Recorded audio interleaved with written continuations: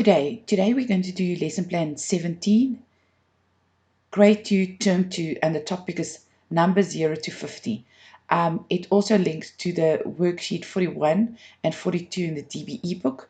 Let me quickly show you. So there we got 41, and there we got 42. I'm going to go back to the lesson plan. You can pause here then and read through the link with the caps. And then we have our resources and dictionary. I wanted you to pause here so you can plan and prepare your resources and then your dictionary to go through that so you as teacher or parent have a better understanding of concepts we're going to use in this lesson. Let's start then with the daily routine. So the daily routine, you're going to pause and you're going to ask these questions. The focus of counting is then the number range 0 to 150. So what we're going to do is we're first going to count in tens, forwards and backwards, and then between this number range, we're going to ask the learners to give you a number that is one more or one less than 45. So we're going to say 45. If you say less, they're going to say 45, 44. If you're going to say more, you're going to say 89, 90. If you're going to say less, you're going to say 89, 88. Make this a fun little game. So every time when you say a number and you say the word more or less, they need to count from the number you have given to the next number. Make it a fun activity, a little competition. Go and do it outside. So I want you to stop and pause and do then this counting activity. Okay, let's do then the mental maths. So the mental mathematics, I recommend that you do this orally. Um, and what you will have in front of you is a number line. Remember again is we don't always just have to ask and recall because we're preparing the learners to become great in mental mathematics. So what you're going to do is you're going to give them a number 1 and they need to add in 3 numbers to that, seeing it on the number line. So if we're going to take 1 and we add 3 to that, we get 4. So I want you to pause and then ask these 10 questions.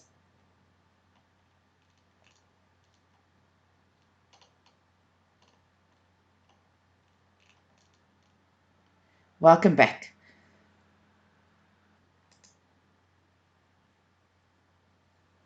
So you're going to use your base 10 blocks and your cards here again. Remember to contact us at info@sateacher.co.za if you can help you with some resources or send you some printed resources. Remember the base 10 blocks again, like I said previously, the best is to use the physical resource. If you don't have that, we have printed ones that you can print and you can cut and you can use.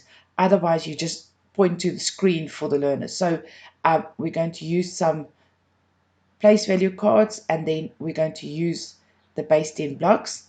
So we're going to ask them, then give them a number and say 36, and they need to break it then up into tens and units. I want you to pause here and then give them a few like these between the number range 0 to 50.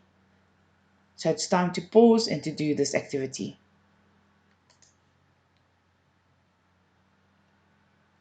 So welcome back. So we're going to subtract certain numbers. Now, what I have here is the abstract format. Here we have concrete and here we have representative.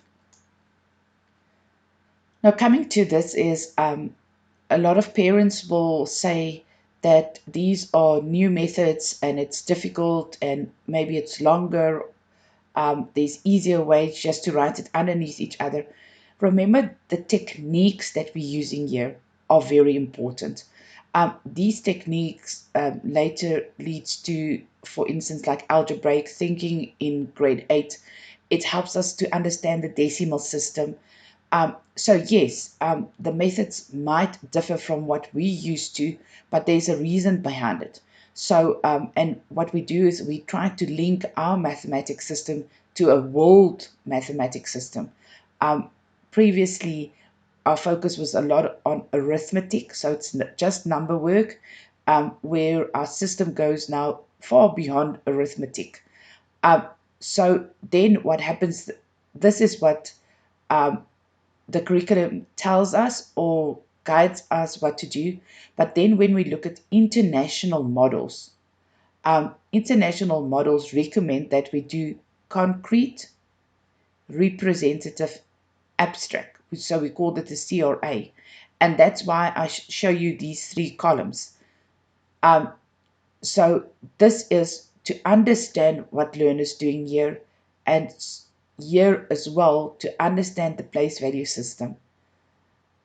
We can quickly put two numbers underneath each other, um, subtract it, and show them a little rhyme.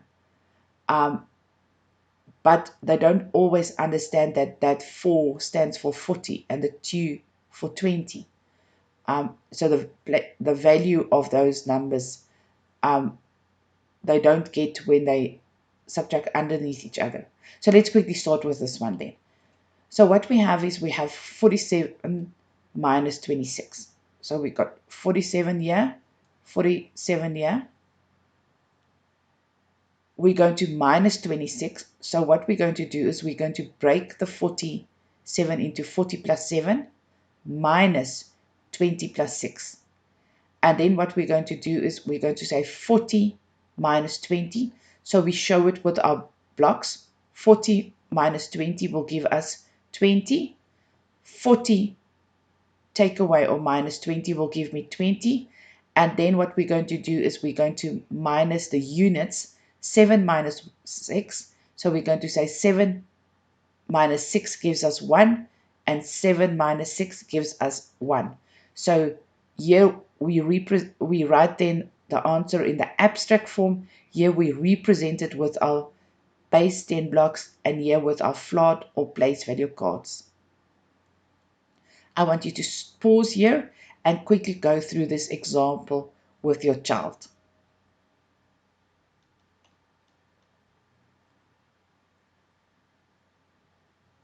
Let's go to the next one then. So here already we can see that we need to go and borrow.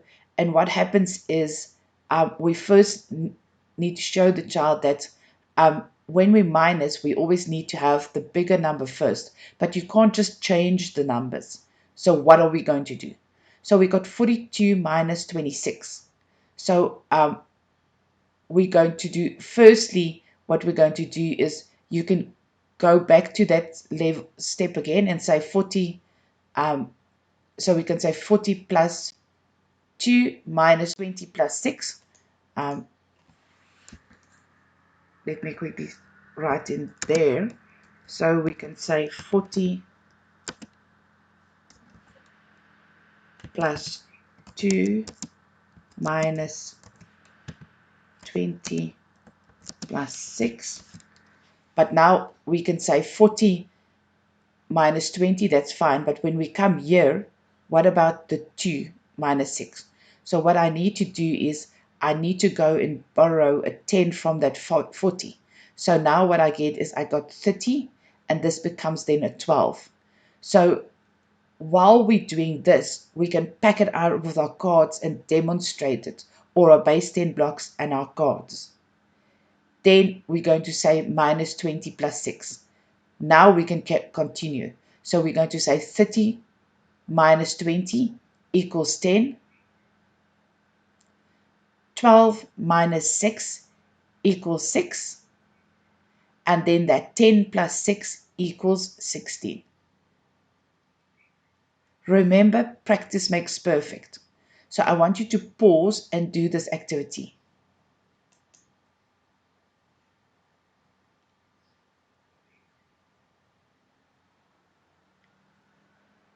Let's then look at a different example. Now, again, is what you can do is you can do one or all the methods with your child, remember how more methods and techniques we're doing, how easier other concepts of mathematics will be, especially grade 6, 7, and 8. So let's quickly look at this one. Subtracting by breaking down the number. So what we're going to do is we're going to say 47 minus 26. So we're going to say 47 minus 20 plus 6. So we only break up the second number. So what we're going to do is we're going to say 47 minus 20. Then we get 27. Then we go to say 27 minus the 6, and we get 21. So here we got it. We show it with our base 10 blocks. We got 47. We're going to take away 20. So we got now 27. And then we're going to take away 6. And we got 21. It's the same with our place value cards. Remember again, what we do here is we follow international teaching models for mathematics.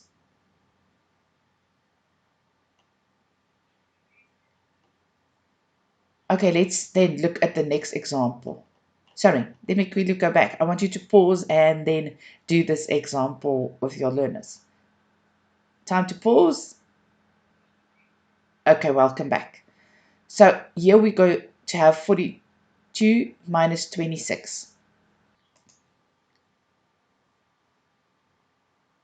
So in this examples, the learners do not have to break down the 26 into tens and ones. They can use their knowledge of ordering to realize that 26 is closer to 30. So let's quickly look. So what they do is they're going to break up 30 plus 12. So let's quickly see again where did we get that. So previously what we did is we say 40 plus 2 brackets minus 26.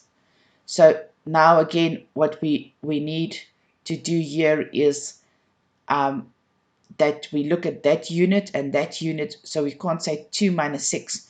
So what I'm doing is I break the 40 plus 2, I take a 10 to the 12, so I borrow a 10 there, so I got 30 plus 12 minus 26. Then I can say 30 minus 26, so this is where they use their knowledge. That equals to 4, and then we got 12 plus 4 equals to 16. Again, with this type of example, practice makes perfect. So you need to give your child a few examples like these so they can do it. Again, these are just all additional methods. You only have to choose the first one. But again, is if you want your child really to understand number concept, it's the best to go through all of them.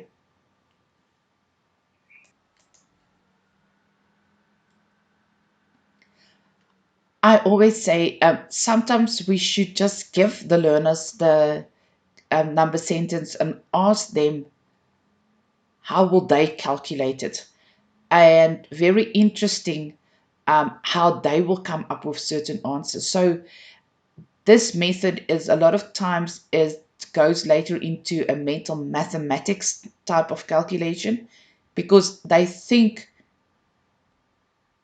and as they think, they subtract numbers. So what we do here is we have the first number and they break down the second number. So what we do is we say 47 minus 26. So we got 47 here, we got 47 here. And we're going to break up that 26 in a 10 plus a 10 plus a 6 because that's maybe how they think. Then what we do is we have 47 here and we're going to subtract 10 and we get 37. Then we go to subtract 10 again and we get 27. And then we're going to subtract 6 and we're going to get 21. Can you see it's a chain of thinking? So I want you to pause And I want you to do this example with your child. Welcome back. Again, is I want to emphasize that practice makes perfect. These are all ways of thinking and how to get to the answers. Now, in school, teachers don't always have time to go through all these examples or all these methods. And this is where we, as parents, as primary educators, need to step in. What also happens and what I get often is parents say they don't want to do this because don't want to confuse what the child does in school. If the child starts to get confused, you know they don't understand the number concept yet. Um, so this is a very, very good test to understand the number concept, not to give the child 10 number sentences and let the child only solve it in one way. Um, that is just a recipe that they come repeating over and over again. We need different recipes. I mean, when we bake a chocolate cake, um, we have a basic recipe and we can always repeat that. But maybe we want that chocolate cake a bit more moist, or we want um, it to be more chocolatey. Um, then we're going to follow a different recipe. Um, Remember, all these methods and techniques is also to help the child later on to think mentally.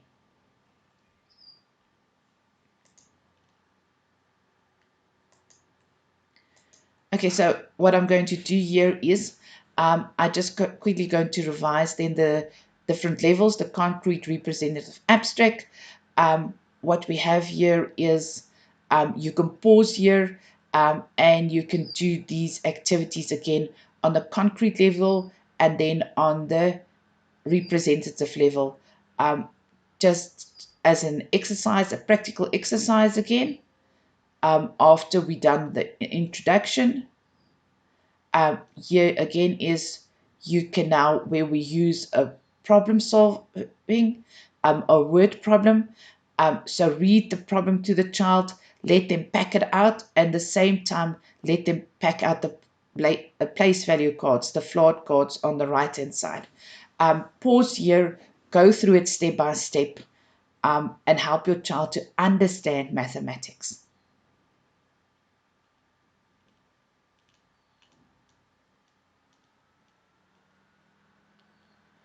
Okay, so what we're going to do now is um, you're going to start with a worksheet. What we did is we completed most of it. So you can just fill in, or the child can just fill in the missing numbers. Remember, this is also to get the child used to think and read and see what's the next step. Um, I just quickly going to scroll over the worksheet so you can have a look at the worksheet. And then what we're going to do is we come to the last part. We already done the problem solving. We're going to look at the consolidation. So if you have yeses on all of them, you carry on with the next lesson. If you got some no's, you need to revise, revisit certain questions or activities, or contact us at SA Teacher.